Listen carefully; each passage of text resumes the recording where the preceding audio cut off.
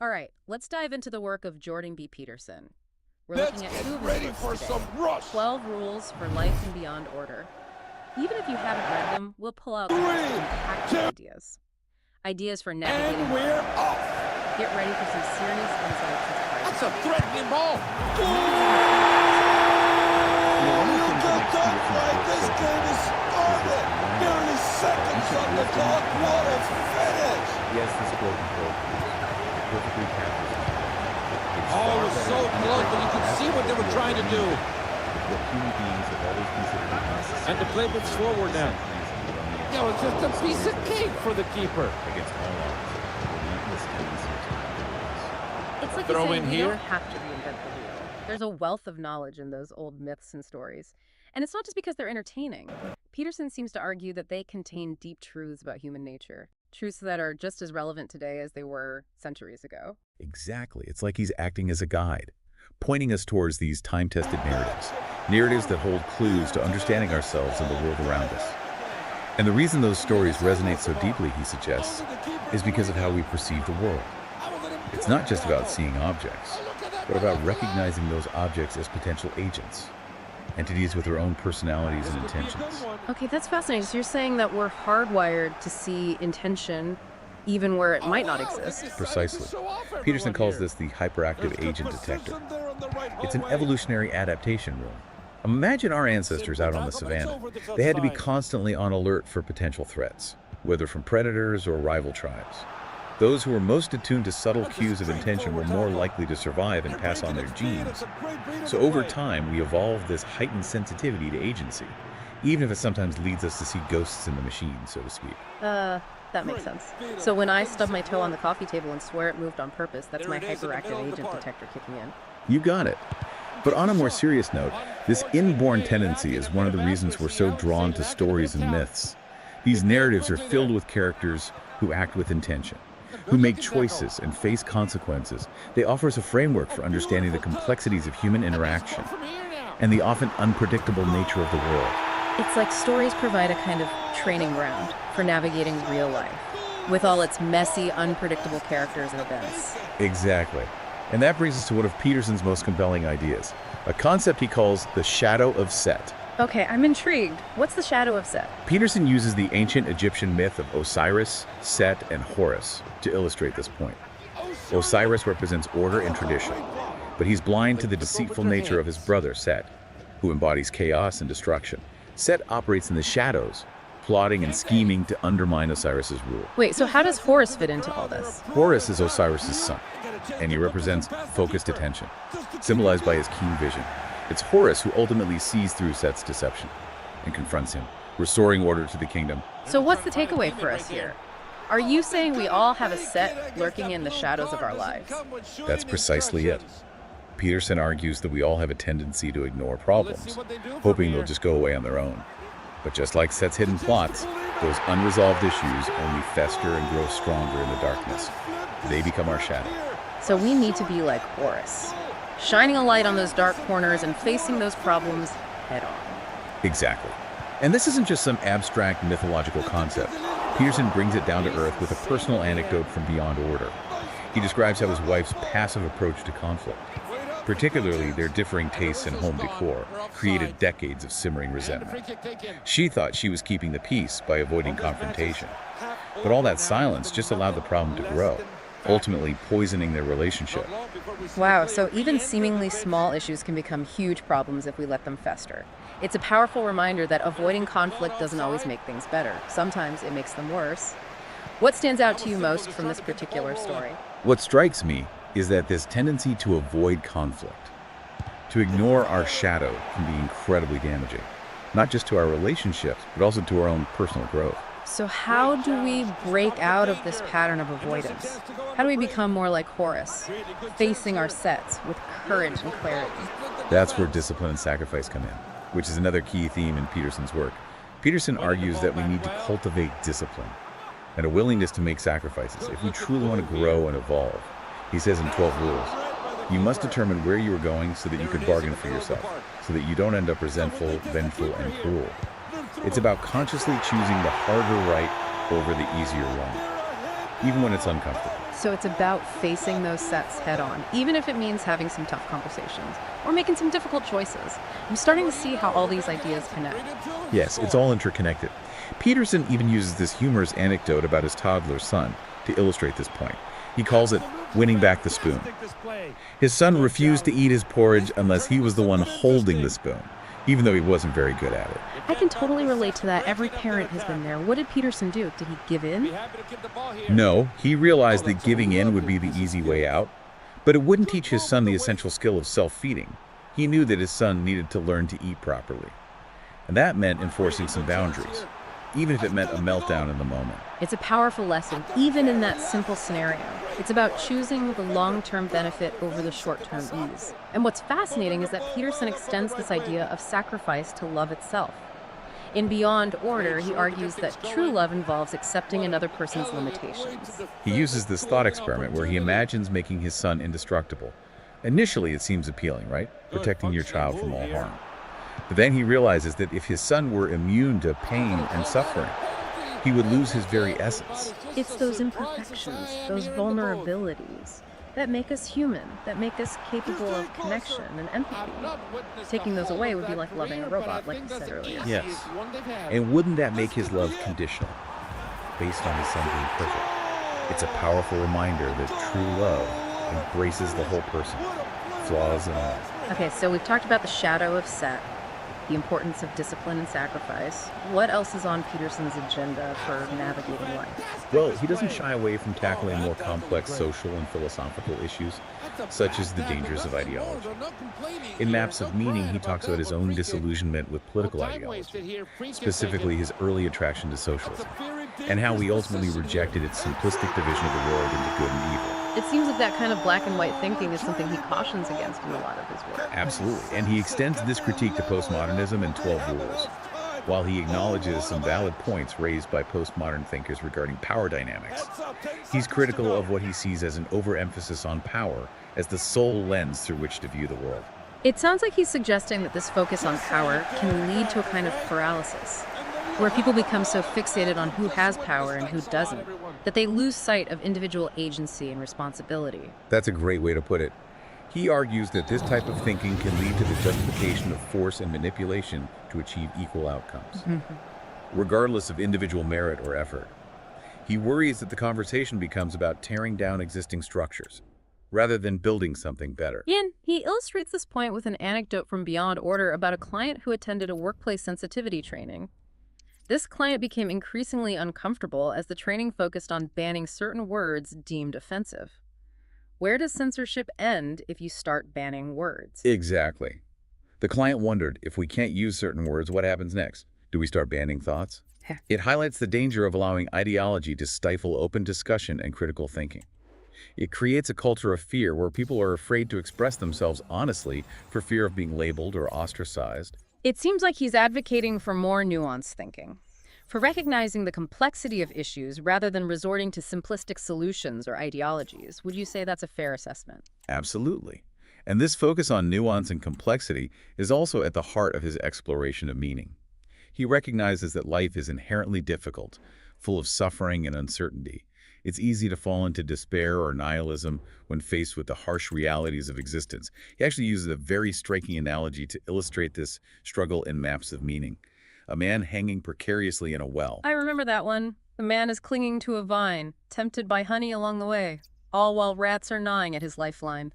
Yes, it's such a powerful metaphor for the human condition. We're all dangling over the abyss, clinging to fleeting pleasures while facing the inevitability of suffering and death. Peterson himself talks about his own struggles with finding meaning in Maps of Meaning, even after achieving academic success. His honesty is really refreshing. He doesn't pretend to have all the answers, but he's willing to share his own journey, his own search for meaning. And what's his proposed antidote to this sense of meaninglessness? It's not about finding some grand, preordained purpose, but rather about actively creating meaning through our choices and actions. In Maps of Meaning, he states, the purpose of abstraction is to represent experience and manipulate the representations to broaden successful adaptation. Essentially, he's saying that we should look for patterns in successful behaviors, both individually and collectively, and strive to embody those patterns in our own lives. So it's about learning from experience, both our own and that of others, and using that knowledge to make better choices and create a more meaningful life. That's it. He challenges us to become the heroes of our own stories, to confront the chaos and bring order to our own little corner of the world.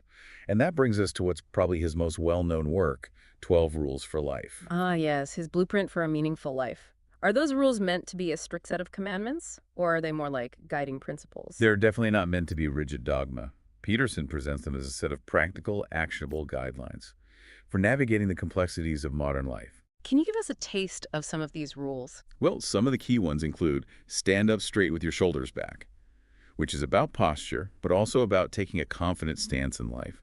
Treat yourself like someone you are responsible for helping, which emphasizes self-care and self-respect. Make friends with people who want the best for you, which highlights the importance of surrounding yourself with positive and supportive people. I like that one. It's so easy to fall into the trap of negativity, especially in today's world. Having good people around you can make all the difference. Absolutely. And another one that resonates with me is compare yourself to who you were yesterday, not to who someone else is today, which encourages self-improvement without getting caught in the trap of comparison and envy. What are some of the rules that stand out to you? You know, I'm really drawn to the idea of tell the truth, or at least don't lie. It seems like such a simple concept, but it's so powerful. It's about living with integrity, about aligning your actions with your values. Exactly. It takes courage, to be honest, especially when it's difficult. But I think Peterson is arguing that it's essential for living a truly meaningful life. It seems like Peterson is offering a framework for not just surviving, but actually thriving. In a world that often feels chaotic and overwhelming, these rules are almost like a toolkit for building a more resilient and fulfilling life. That's a great way to put it. And you know, what's interesting is how he weaves the power of storytelling into this framework. Peterson often emphasizes that stories aren't just entertainment. They're profound tools for understanding the world and our place in it. He seems to draw from a pretty diverse collection of stories too, right? From ancient myths and religious texts to personal anecdotes and even children's fairy tales. What's the common thread that runs through all these narratives?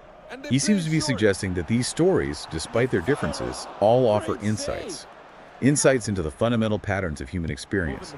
They act as maps of meaning, helping us navigate the complexities of life, relationships, and our own internal world. And speaking of maps of meaning, that's the title of his most ambitious work, Maps of Meaning. The Architecture of Belief. It's a pretty dense read, but I'd love to hear your take on it. It's definitely a challenging book, but incredibly rewarding. Peterson delves into the deep psychological and evolutionary roots of our belief systems, arguing that our beliefs aren't just random opinions, but deeply embedded patterns, shaped by both our biology and our shared cultural heritage. So he's saying that our beliefs are more than just what we think. They're ingrained in us, driving our perceptions, values, and actions. Yes. And he goes on to argue that this meaning-making process is essential to our well-being.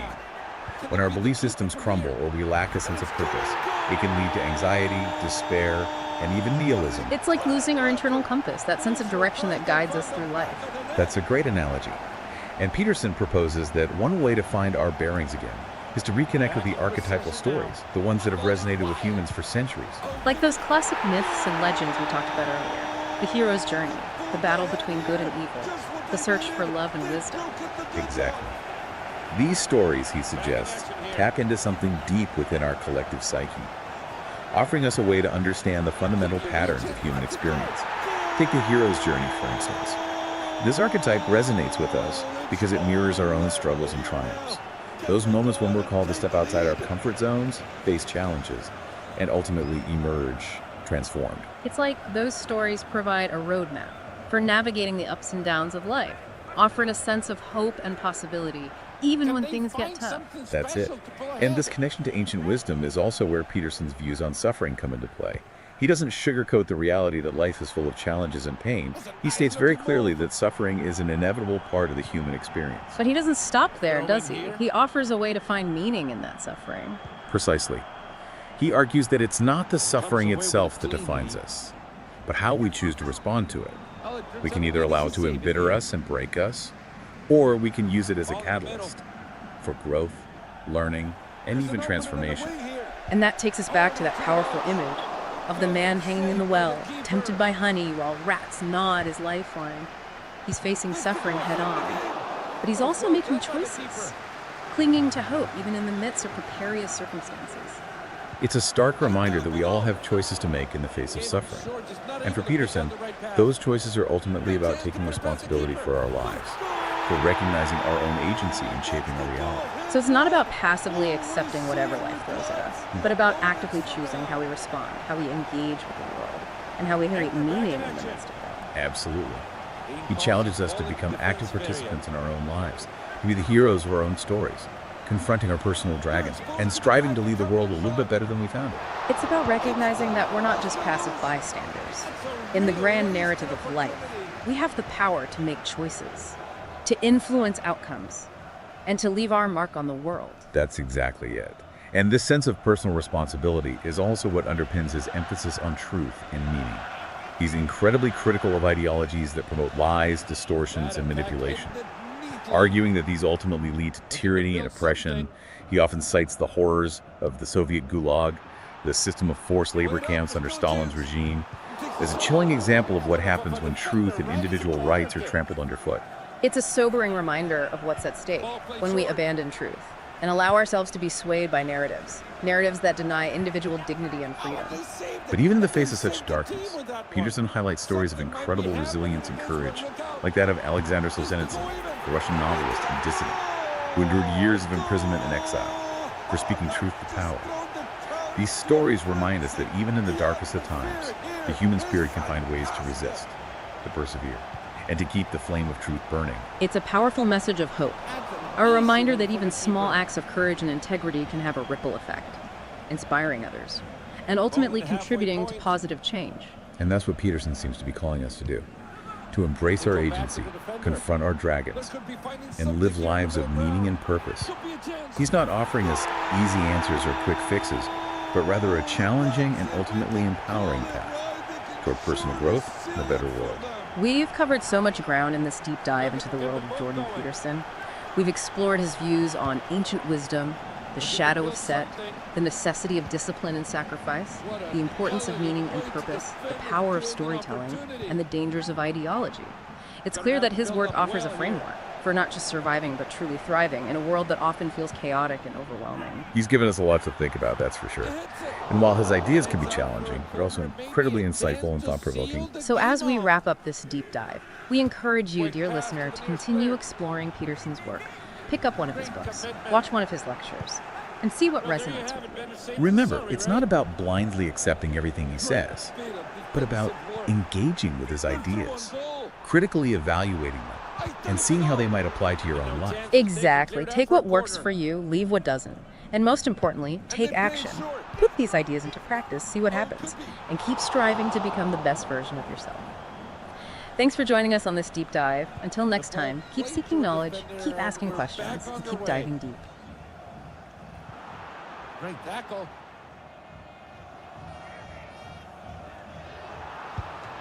That's the final whistle, and that brings this to a close. What an incredible match of five-a-side football.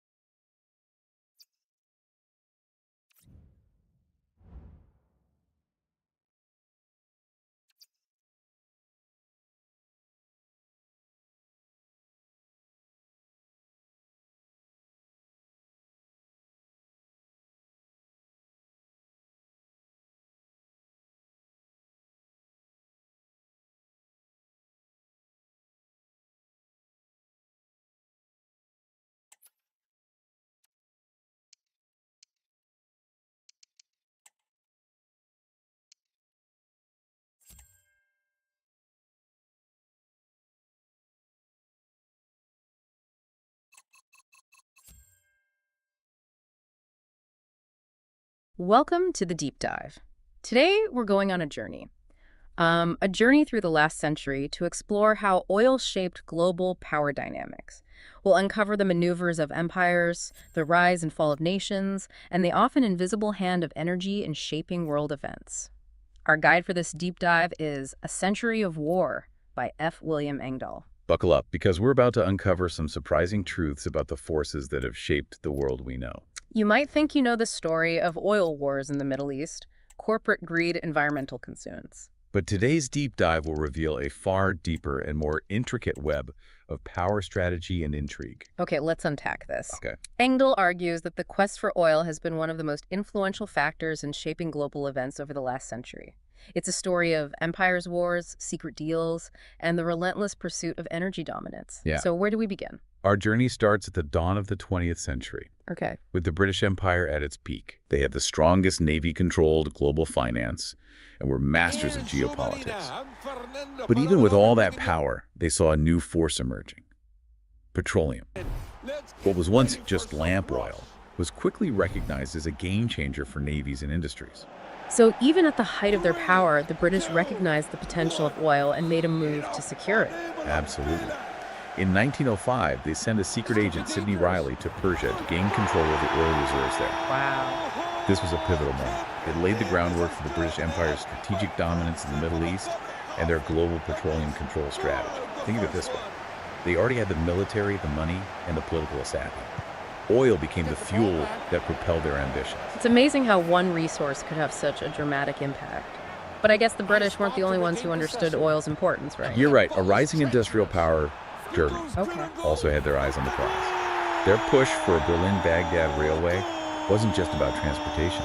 It was a strategic play for access to Middle Eastern oil, directly challenging British hegemony. So we have two powerful empires, each recognizing the strategic importance of oil on a potential collision course. Right. What happened next? This competition for oil, coupled with Germany's growing industrial and naval might, became a major source of tension between the two nations, ultimately contributing to the outbreak of World War I. And it wasn't just a competition for resources, right? The control of oil also had major implications for financing the war itself. Exactly. Yeah. At the outbreak of World War I, Britain was deeply in debt to American financiers. They knew that victory was essential to maintaining their control over global finance and, crucially, their access to oil. Their entire financial system teetered on the brink of collapse. So in a way, oil was both the fuel for the war and the prize they were fighting to protect. Precisely. And the lengths they went to secure that control are quite revealing. The secret Sykes-Picot Agreement between Britain and France carved up the Ottoman Empire's oil-rich territories, demonstrating just how central oil was to their war strategy. Imagine two friends dividing up a delicious cake before even asking the person who baked it. That's essentially what happened with the Sykes-Picot Agreement, dividing up the Ottoman Empire's oil-rich territories without considering the people who lived there. Wow, that's a striking analogy. It really highlights the power dynamics at play. So they were denying oil to their enemies while promising it as a reward to their allies. Exactly. And these actions had a profound impact on the future. They reshaped the geopolitical landscape of the Middle East and are still influencing conflicts in the region today. It's incredible how events from a century ago can still be felt today. But I'm curious, with the British and Germans vying for control, where did the United States fit into all of this? That's a great question, and it leads us to the next chapter in our story. After World War I, a new superpower entered the global oil game: the United States. And they were not content to let Britain dominate the field. So the competition for oil was heating up even further, but didn't the U.S. and Britain eventually form some kind of alliance? Yes, though it was an uneasy one. American oil interest giants like Standard Oil have been largely shut out of the initial spoils of war. This sparked a fierce rivalry between the two nations for global oil dominance. This rivalry played out over decades, in everything from war debt repayments to struggles for concessions in oil-rich regions like Mexico and Saudi Arabia. So what happened? Did this rivalry erupt into conflict, or did they find a way to share the spoils? Well, it was a complex situation, but eventually this rivalry did give way to a kind of partnership, though perhaps a somewhat uneasy one. By the end of World War II, an Anglo-American oil duopoly had emerged, shaping global energy markets for decades to come. That's fascinating. So By the mid-20th century, you have this powerful partnership controlling the world's oil supply. What happens next? This is where the story takes a truly global turn, with the establishment of the Bretton Woods system after World War II, with the US dollar as the world's reserve currency. This seemingly technical financial arrangement had profound consequences. It essentially linked global finance to oil in an unprecedented way. Imagine you're a country that needs to buy oil. Because of this system, you have to first get US dollars. This, in turn, strengthened the US dollar and gave America huge influence over the global economy. This petrodollar system, as it's called, really tilted the balance of power, didn't it? Absolutely. Countries around the world needed dollars to buy oil, which in turn propped up the value of the dollar and gave the U.S. immense power. This had major implications, particularly for developing nations struggling to finance their energy needs. So this seemingly simple financial arrangement had far-reaching consequences, connecting the fate of nations to the value of the U.S. dollar. Makes you wonder if anyone tried to challenge this system. That's a great point, and it's something we'll explore in the next part of our deep dive. Because as you'll see, this petrodollar system would face some serious challenges in the coming decades. You were asking about challenges to the petrodollar system. Right. It seems like having all the world's oil tied to the U.S. dollar would give America incredible power. It did. But no system of power remains unchallenged forever. And in the 1970s, a series of events shook the foundations of the petrodollar system. We're talking about the oil shocks of the 1970s. I've heard about those, but honestly don't know much about them. It was a turbulent time. Triggered by events in the Middle East, these oil shocks weren't just about rising prices. They exposed the vulnerabilities of this dollar-centric system and how reliant the world had become on a few key players. Suddenly, countries were scrambling, realizing that their access to this crucial resource could be disrupted. So it wasn't just an economic crisis, but a political one as well. Exactly. And this created a window of opportunity for those seeking an alternative to the U.S.-dominated system. Europe and Japan in particular made some bold attempts to create alternative systems for financing oil, ones that would reduce their dependence on the dollar. That's really interesting. Yeah. For a moment, a different global economic order seemed possible, one less dependent on the dollar and Anglo-American control. I wonder why it didn't succeed. There were a number of factors. Some argue that the U.S. used its political and economic leverage to undermine these alternatives. Others point to internal divisions within Europe and Japan that hampered their efforts. Whatever the reasons, these attempts ultimately failed, leaving the petrodollar system even more firmly entrenched. That's a shame, but the story doesn't end there, right? Not at all. The world was changing rapidly. The 1980s brought a new set of challenges, and at the heart of it was the third world debt crisis. Yeah. Now, you might be thinking, what does debt have to do with oil? But as you'll see, the connection is quite profound. Okay, I'm intrigued. Tell me more. This crisis wasn't just a financial disaster. It was a direct consequence of the very same petrodollar system and the policies of powerful Western nations. Remember how we talked about countries needing US dollars to buy oil? Well, many developing nations took on huge loans in US dollars to finance their energy needs. And as the value of the dollar rose, these debts became increasingly difficult to repay. So these countries were essentially trapped in a system that was working against them. That's one way to look at it. And powerful figures like Margaret Thatcher in the UK and Paul Volcker at the US Federal Reserve took advantage of this crisis. The policies they enacted forced developing nations to accept harsh austerity measures, restructure their economies, and open their markets to foreign investment. It sounds like they used the debt crisis to reshape the global economy to their advantage. That's a common interpretation. And this set the stage for the wave of globalization in the 1990s and the financial deregulation that ultimately led to the instability we've seen in recent decades. Think of it this way. The seeds of the 2008 financial crisis were sown right there in the 1980s, with the dismantling of regulations and the rise of speculative finance. It's amazing how these seemingly disconnected events are actually part of a much larger story. It is. And this brings us to a pivotal moment in recent history. Yeah. The collapse of the Soviet Union in the early 1990s. This event had major implications for the global oil landscape. Also, The end of the Cold War created a power vacuum that the U.S. and its allies quickly moved to fill. The scramble for control over the oil resources of the former Soviet Union and Central Asia became a new focal point in the global oil game. Suddenly, vast new territories were open for exploration and exploitation. that's like a new chapter opened in the story of oil and power. Yes, and it was a chapter marked by both opportunity and conflict. The U.S. saw a chance to expand its influence and secure access to these newly available resources. But this also led to new tensions and rivalries as different players vied for control. And then, of course, came the events of 9/11, the War on Terror, and the 2003 invasion of Iraq. How did these events fit into the larger story of oil and power? That's a complex question, and there are multiple perspectives on this. The War on Terror provided a justification for a new wave of American military expansion, particularly in the oil-rich regions of the Middle East and Central Asia. But wasn't the invasion of Iraq supposed to be about weapons of mass destruction? That was the stated reason. However, many critics argued that the real motive was to secure control of Iraq's vast oil reserves, especially as concerns about peak oil were growing. Peak oil, what does that mean? It's the idea that global oil production would eventually reach its peak and then decline. This concern, largely unspoken in public discourse, adds another layer of complexity to the story. Some believe that the fear of dwindling oil supplies was a key driver of U.S. foreign policy in the early 21st century, leading to a more aggressive approach to securing access to remaining reserves. So the invasion of Iraq, with its focus on controlling oil resources, was about maintaining American power in a world where oil was becoming increasingly scarce. That's one interpretation. And it's important to note that this move was highly controversial. It destabilized the region, led to countless casualties, and had far-reaching consequences both for the Middle East and for the global balance of power. It certainly reshaped the geopolitical landscape. But I'm curious, with all this talk about peak oil, are we actually running out of oil? That's a question that has been debated for decades. Some experts argue that we've already passed the peak of global oil production. Others believe that new technologies like fracking will allow us to continue extracting oil for many years to come. But one thing is certain.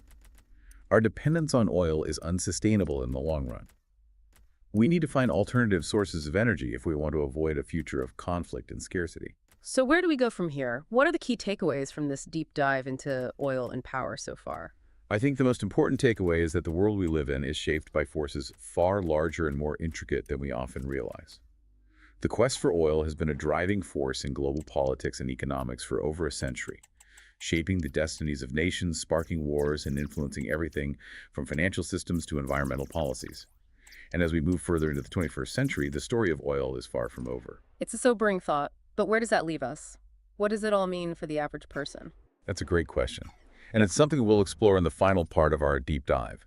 Because ultimately, this isn't just a story about empires and corporations. It's a story about all of us. It's about the choices we make, the energy we consume, and the future we want to create. You mentioned that the story of oil isn't just about empires and corporations, but about all of us. What did you mean by that? Well, it's easy to think of oil as something distant, a commodity traded on global markets, something that fuels our cars and powers our homes. Yeah. But the reality is that our dependence on oil has shaped our lives in profound ways, from the way our cities are designed, to the types of jobs we have, to the products we consume. So even though we might not be directly involved in oil production or trading, our daily lives are still deeply intertwined with this resource. Absolutely. And as we've seen throughout this deep dive, the quest for oil has had far-reaching consequences, not just for geopolitics and economics, but also for the environment and for social justice. And these consequences are something we all have to grapple with. Speaking of consequences, we haven't talked much about the environmental impact of oil. Engdahl does touch on that in his book, right? He does. And he's very clear that climate change is one of the most pressing threats facing humanity today. And our dependence on fossil fuels, including oil, is a major driver of this crisis. The extraction, transportation, and burning of oil have released massive amounts of greenhouse gases into the atmosphere, leading to global warming and all its associated impacts. It's a bit overwhelming to think about all the ways oil has affected our planet. Where do we even begin to address these challenges? It's true, the challenges are significant. But it's important not to give in to despair. Engdahl is ultimately optimistic. He believes that we have the knowledge, the technology, and the resources to create a more sustainable future. What we need is the will to act. So it's not just a technological problem, it's also a political and social one. Exactly. We need to shift away from our dependence on oil and transition to cleaner sources of energy. This will require investments in renewable energy, improvements in energy efficiency, and a fundamental rethinking of our transportation systems, our agricultural practices, and even our consumption habits. You mentioned that the transition away from oil is also a matter of social justice. Can you explain what you mean by that? Absolutely. The impacts of climate change are not felt equally. Often, the communities that have contributed the least to the problem are the ones that are most vulnerable to its effects. We see this in rising sea levels that threaten coastal communities, extreme weather events that displace populations, and droughts that exacerbate food insecurity. So it's not just about reducing our carbon footprint, it's also about creating a more equitable and just world where everyone has access to clean energy and a healthy environment. Precisely. The transition to a post-oil world is an opportunity to create a more just and sustainable future for all. But it won't happen automatically. It will require us to challenge existing power structures, to confront inequality, and to demand that our leaders prioritize the well-being of people and the planet over short-term profits. So where do we go from here? What can we as individuals do to be part of this transition? There's a lot we can do. We can start by reducing our own energy consumption and carbon footprint. We can choose to walk, bike, or take public transportation whenever possible. We can make our homes more energy efficient by sealing drafts, installing insulation, and upgrading to energy-saving appliances. We can make conscious choices about the food we eat, opting for locally sourced, sustainably produced options whenever possible. And we can support businesses that are committed to environmental and social responsibility. These are all great ideas, but I think a lot of people feel overwhelmed by the scale of the problem. What would you say to someone who feels like their individual actions won't make a difference? I understand that feeling. But it's important to remember that every little bit helps.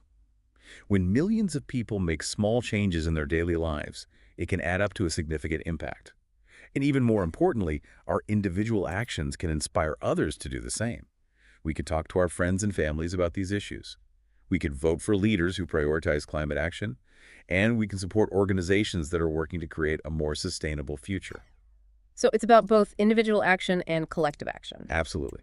We need both. We need individuals to make changes in their own lives, and we need to work together to demand systemic change. The challenges we face are too big for any one person or group to solve alone.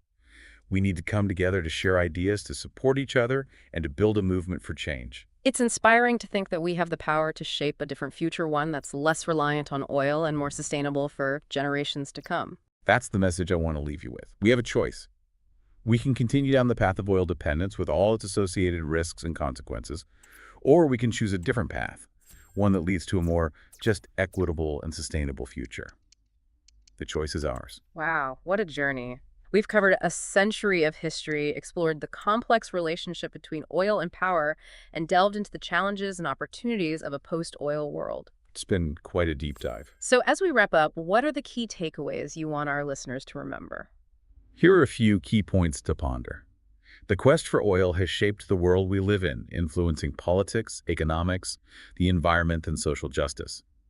Our dependence on oil is unsustainable, and we need a transition to cleaner sources of energy. This transition is both a challenge and an opportunity to create a more just and sustainable future. We all have a role to play in this transition through our individual choices and our collective actions. The future is not predetermined. We have the power to shape it. It's a powerful reminder that we're not just passive observers of history. We're active participants in shaping the future. Yeah. Exactly. And the choices we make today will determine the course of history for generations to come. Let's choose wisely. Thanks for joining us on this deep dive into the fascinating and often troubling world of oil and power. Until next time, keep exploring, keep questioning, and keep learning.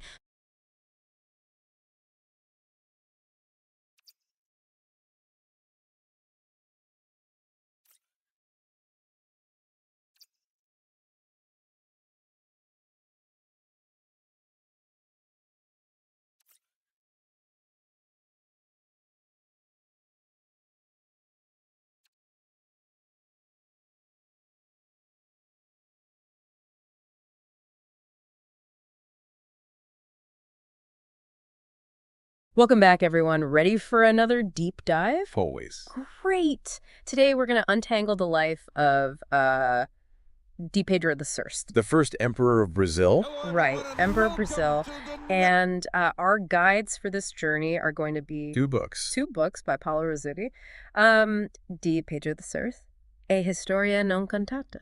And Independencia, A Historia Non Contada. So, two books about untold stories, hidden facets. Yeah, hidden facets of D. Pedro's life. That's right. So you were born in a palace. Destined for a throne. Destined for a throne, yeah. But as we're going to see, your life was anything but predictable. Right. Rizzuti really takes us beyond the familiar narratives. He reveals the human being behind the historical figure. Yeah. A man grappling with ambition, duty, and a whirlwind of passions. Yeah, yeah, and your early years were marked by Napoleon, like fleeing Napoleon's forces. Right. So how did being forced from your homeland, At such a young age. yeah, at such a young age, shape your worldview? Well, it's fascinating to consider Yeah. the impact of that kind of upheaval on a young mind. Yeah. Imagine fleeing Portugal at 9 years old as Yeah. Napoleon's armies advanced. Right. This experience likely instilled in Di Pedro a sense of resilience Right. and adaptability Yeah, yeah. that would serve him well throughout his life. Yeah, absolutely.